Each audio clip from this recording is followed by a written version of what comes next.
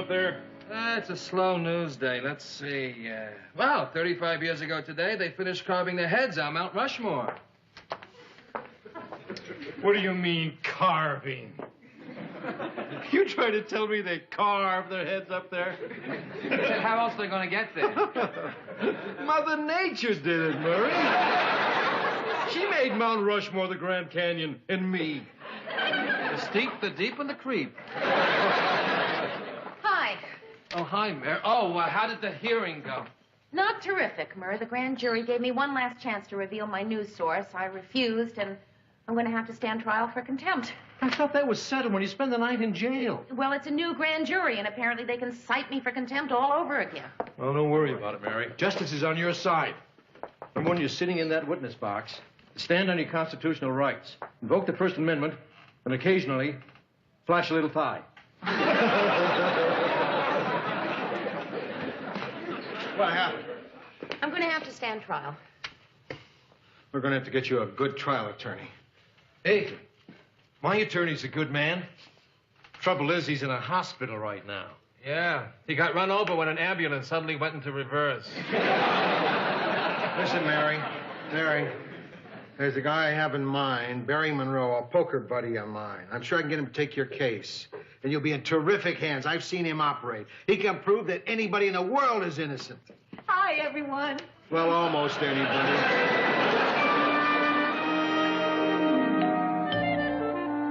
Who is it? Me. Oh, Mr. Grant. I just wanted to check because I look so awful. Lou, something tells me we weren't expected. Huh. You mean the curlers? Oh, Mary doesn't care about that, do you, Mary? You wanted me to introduce you to Barry. Here he is, Mary Richards, Barry Monroe. How do you, wet nails do? Well, great. Hurry up. Let's go. Go? We've got the biggest poker game in years. Come on, Barry. I don't want to miss it. Forgive me, Mary. I don't want to miss this either. Come to the office tomorrow. We'll discuss your case. Oh, good, because we really have to get this settled. I mean, I can't keep worrying about whether or not I'm going to go to jail. Everything's going to be okay. I don't know. It's hard to believe that everything's going to be Look okay. at me. You know? Everything's going to be okay. My mother had little violet flecks in her eyes just like you. I don't have violet flecks. Oh, yes, in my you do. eyes. Doesn't she, Lou? Violet flags, violet flags. Come on, let's play poker. So miss one hand. Now, this is important. Yeah. You mean we're not going to be there when they break the seal on the deck? I'm sure they'll tell us all about it. You know what I can't figure out is why they're bringing me up on contempt charges again. I mean, last year, the grand jury said that as a newsman, I'm protected by the First Amendment. Unless they're planning to claim that as a television producer, you're not a legitimate newsman. Ah. There's a similar case going on like that in Oregon at this moment. Mary, not a newsman? That's ridiculous. Excuse me, Mary. I just realized how insensitive I was. Your case is a lot more important than my game. So we're just going to sit here and talk about your case and forget the game. Oh, Mr. Grant, I don't want you to do that. You heard her. Let's go. Well, wait. A couple of minutes. No, Mary, you don't have anything to worry about. A television reporter has the same First Amendment rights as a newspaper reporter. Oh, good.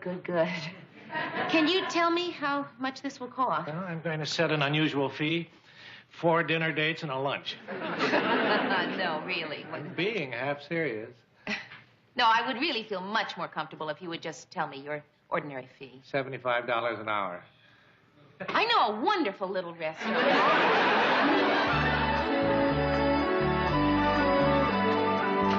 Mary, I want to... Why, you're not married. Well, what gave you your first clue? Oh, Mary's not a hunk. Can I help you with something? No, I just couldn't wait any longer for Mary. I want to leave her a note.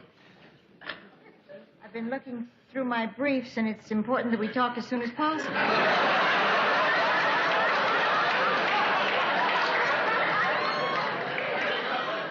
certainly hope you're a lawyer. Yes, I am. I'm Barry Monroe. I'm defending Mary. I'm Sue Ann Nivens, Mary's dearest friend. So, you're the handsome attorney Mary's been seeing so much of these past weeks. Well, we've been working pretty hard on the case. Miss Nevins, I've been wanting to talk to you. We need an extra character witness at the trial. Wonderful. Oh, I'd be more than happy to tell the court what a really fine person Mary is. Warm, sincere, industrious, punctual. Oh, sometimes I wish I could be more like her. But no, I'm stuck with being wildly unpredictable, passionate, and just about the best time a fella can have in a good... Well, I'll call you if I need you. Vice versa. Hi, Ted. Say, Barry, we must have some lunch sometime. Why? Because there's one thing I enjoy. It's a good conversation about law. You know, I once thought of going to law school. What prevented you? High school. That's nothing to kid about, Murray. There's one thing we should have respect for in this country. It's the law. It's the foundation of everything we do. Excuse me. Yeah, can I help you?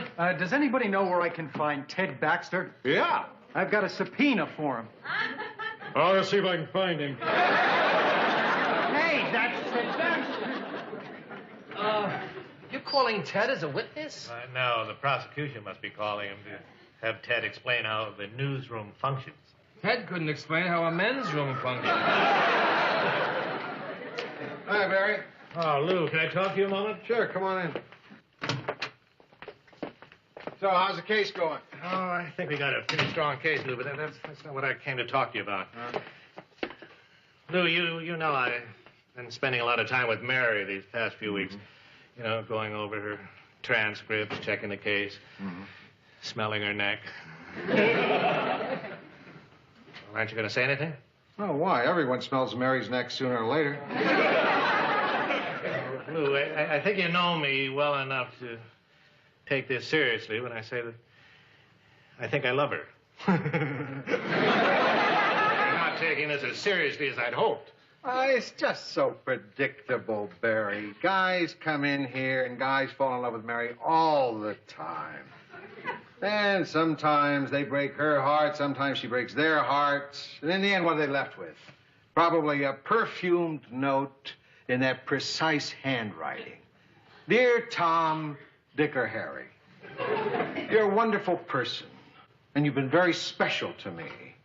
But the chemistry just isn't right between us. I hope you'll understand. I shall always treasure our friendship. Love, Mary. But I'm not any Tom, Dick, or Harry. Lou, Mary's somebody I might want to marry. Sit down.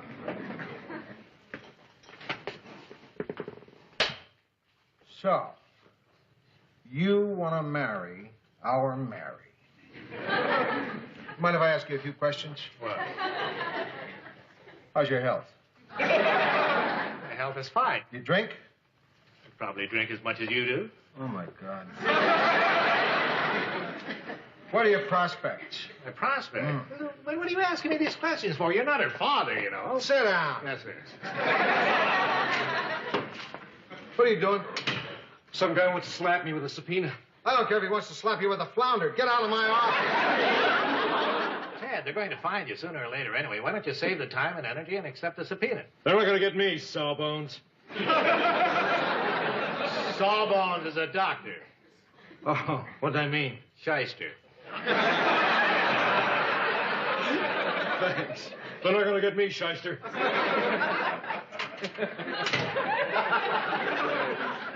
Well, Lou, what do you think? How about marrying me? Well, I approve. Oh, Lou. I'm going to go over there and tell her how I feel tonight. I just hope that she feels a little bit the same way, because if she doesn't, it'll kill me. Oh, come on. Don't talk like that. It won't kill you. It would. Maybe it would hurt you. Kill. But, you know, Barry, that kind of proves something I've always thought. Love stinks. Lou, quick, you better turn on the monitor.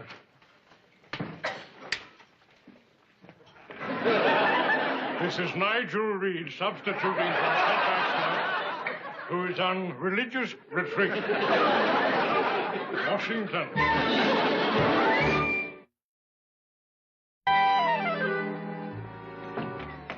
Hi. I got something for you. Let's make it fast. What is it? Those letters you need at the trial from people at WJM saying how great you do your job. Oh, thanks. 3? See you tomorrow. Mr. Grant, what's your hurry? Oh, you never know. Somebody might drop in and I shouldn't be here. Hey, you never let that worry you before. Well, maybe I better start worrying about it. Mr. Grant, how about a little drink? Maybe a quick one. Quick. A little Grant, faster. this is as fast as I walk. No time for ice cubes. You have time for a glass? All right, let's not be sarcastic. Of course I want a glass. The drink should be a sociable occasion. Thank you, Mary. See you in court. Mr. Grant, you're not going anywhere till you tell me what this is all about. All right, maybe I should talk to you about it, because if you had a friend and... Can I get some ice? Okay, Mr. Grant. If you had a friend who was about to cross a minefield, wouldn't you go out in front of him with a stick to make sure there was a safe path? Is this a trick question? No. All right, Mr. Grant, I like to think I'm the kind of person who would not let a friend go out into a minefield without first going out with a stick. Me too. How do you feel about Barry? I like him. I think he's a very bright lawyer.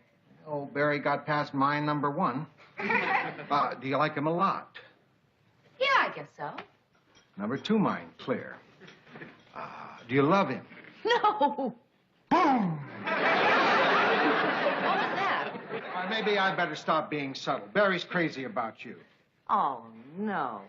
Oh, come on, Mary. You acting like you don't know? The way you've been leading him on, answering the door with your hair in curlers? You did everything but wear 8-inch heels, lean against the lamppost, and say, "Hi, sailor." Mr. Grant, you know I go on trial tomorrow, and I'm sure in some way you think you're being helpful to someone somewhere, but not here and not me. You really don't love him, huh? No. I feel terrible. Why? Because I gave him your hand. You did what? He's going to be coming here any minute to collect. What makes you so sure he's coming here any minute? You're right. Maybe he's not. Mr. Grant, please, I don't want to have this kind of conversation tonight before my trial, not with my lawyer. Please, do something. Yeah, I'll head him off. You go into your bedroom. I'll take care of it. Haven't I always? No. Hi, Barry. Oh, thanks. Where's Mary? She's tired. She's asleep. Well, what are you doing here? That's a good question. What am I doing here? Look, Barry, I'm not comfortable lying to a friend. I did something tonight that's probably pretty stupid. I hope everything works out okay. I got into a conversation with Mary, and I ended up telling her how you felt about her. And? And she told me how she felt about you. And? And I know you're going to take this great. Come on, Lou. Look, I'm not a kid. Just tell me. She doesn't love you. You know, I've heard that before. I'll hear it again. Hey, come on. You didn't want her anyway. She's a real fuss budget. Precise about everything. It'd drive you nuts. She belongs with the guy who has every hair in place. A guy who gets a manicure once a week. Good Lord, you're perfect for each other. You know, it's funny. I was so nervous. I never imagined it would hit me this hard. You're going to be over this before you know it. You got to pull yourself together. Remember, you got a big case tomorrow. Can't pull myself together, Lou. Huh? Comes a time when you just got to let yourself go. Oh, yeah. But... Worry about picking up the pieces later. What do you mean? I'm going to tie one on. I don't care about anything anymore. Barry. Listen, Barry. Oh, boy. You can come out now. Well, how'd it go, Mr. Grant? Boom. Uh-uh.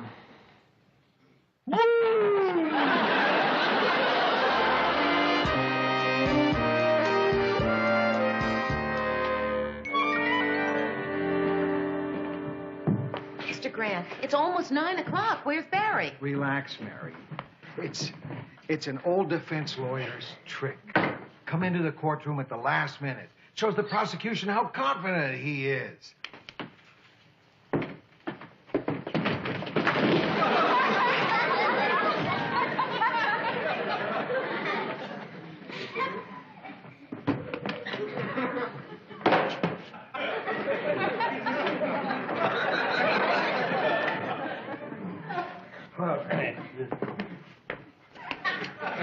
Hello, honey bunny. You're drunk. I am not drunk. I have been drinking coffee ever since the bars closed. As long as I don't have to spend too much time on my feet, no one will be the wiser. You gotta pull yourself together. Mary could get sent to jail for years. I don't care. I'll wait for her. All right. Wonderful. This state appellate court is now in session. The Honorable William Benton presiding. Please be seated. Your Honor, I'd like to discuss a point of procedure before we begin. May I approach the bench? You may, Counselor. Mr. Monroe, would you like to join us? Kiss me goodbye.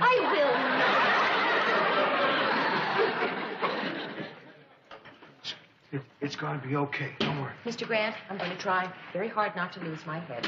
You promised me a great lawyer, and you got me Barry. I remember even saying thank you, but now Clarence Darrow is standing up there blowing kisses at me, and I could go to prison. What can I say? I owe you one.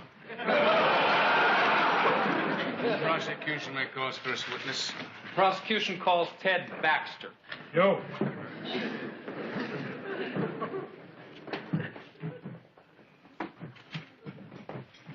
Please repeat after That me. won't be necessary. I know it by heart.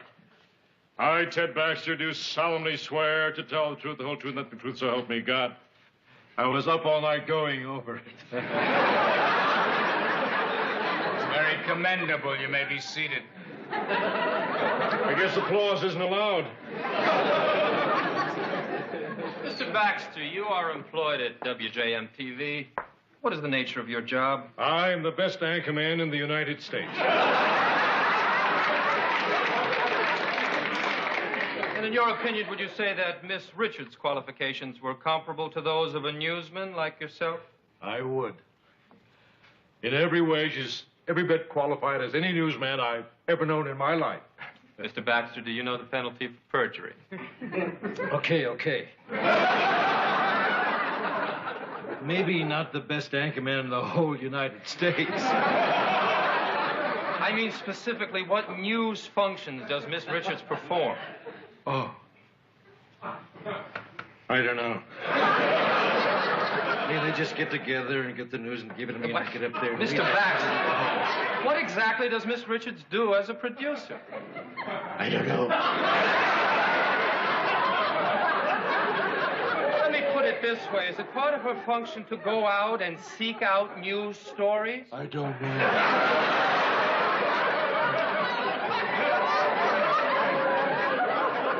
Mr. Jenkins, would you please tell the court the purpose of this line of questioning? Certainly, Your Honor. I intend to prove that Mary Richards is not a bona fide newsman and therefore not entitled to First Amendment protection. Well, Mr. Jenkins, if that's your line of argument, perhaps you'd like to request that I disqualify myself from this case. In the last 5 years, I've seen Miss Richards and her camera crew in the halls of this courthouse many times. In fact, she once supervised an interview with me. In my mind, there's no question but that she's a newsman. And indeed, one of the most competent and charming newsmen I've ever met. Have you been seeing him behind my back? However, Mr. Jenkins, I should also tell you that in the event that this trial does proceed with a new judge, I shall feel compelled to offer myself as a witness in Miss Richards' behalf. Well, in view of the information Your Honor has just brought before the court, the prosecution, acting in what it believes to be the best interest of all parties concerned, moves for dismissal. Motion granted. Case dismissed. All right. See? I told you Barry would get you off. Defense called his first witness. It's okay, Barry. We won. Well, what was the score? Well, the trial, even better. Mary, I'm sorry for everything. Can you forgive me? Probably not. And if you ever want a lawyer, if you ever rob a bank or kill somebody, I'd be proud to represent you. Thanks. I'll see you at the office. Congratulations. You did it again. You're the smartest lawyer I know. I didn't open my mouth. That's smart. Mr. Monroe. Yes. The lady told me to give you this. Uh-huh. Here it comes, a perfumed letter, right? Yes. Yeah. You're a wonderful guy, but the chemistry isn't right. She'll always treasure your friendship, correct? Dear Barry, I didn't want to tell you this till the trial was over, but I find you terribly attractive, and I must have you before nightfall or else I'll explode. Sue Ann Niven.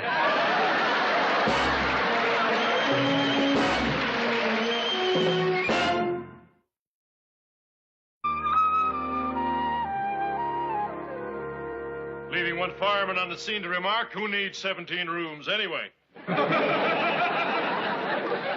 a happy day at WJM. The producer of the 6 o'clock news, Mary Richards, was acquitted of contempt charges by the state appellate court. It was the impassioned testimony of yours truly that convinced the court that Miss Richards was entitled under the First Amendment to not divulge her sources of information. Glad to be of help, Mary. Well, that's the news for this evening, but before I say goodnight, I'd like to thank Nigel Reed for filling in for me while I was on religious retreat. God bless you, Nigel. I can't believe it. Ted's taking credit for my acquittal. I could just beat his brains in. Oh, forget it, Mary. By the time you found them, you'd be an old lady. Hey, pretty good show, huh?